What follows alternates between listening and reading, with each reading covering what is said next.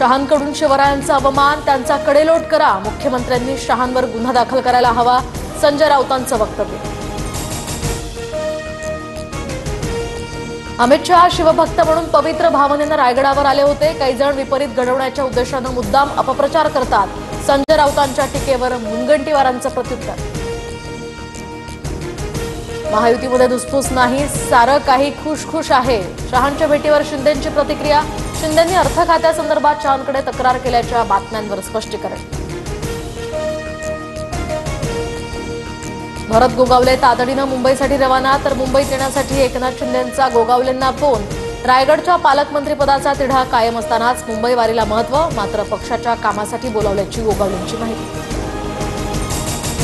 पुण्यातील दीनानाथ मंगेशकर रुग्णालय गर्भवती महिला मृत्यू प्रकरणी डॉक्टर सुश्रुत घैसास यांच्यावर गुन्हा दाखल होण्याची शक्यता.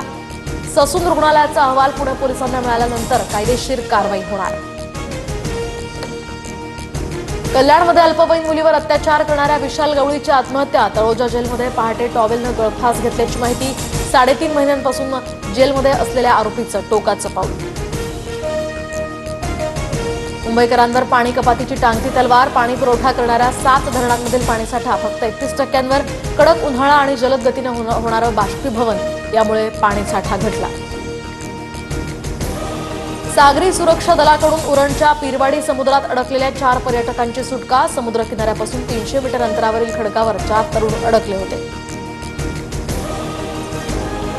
महाराष्ट्राचे भूषण गवई होणार सुप्रीम कोर्टाचे नवे सरन्यायाधीश. 14 मे रोजी गवई 52वे सरन्यायाधीश म्हणून पदाची शपथ घेणार. 6 महिन्यांच्या कार्यकाळासाठी त्यांची नियुक्ती.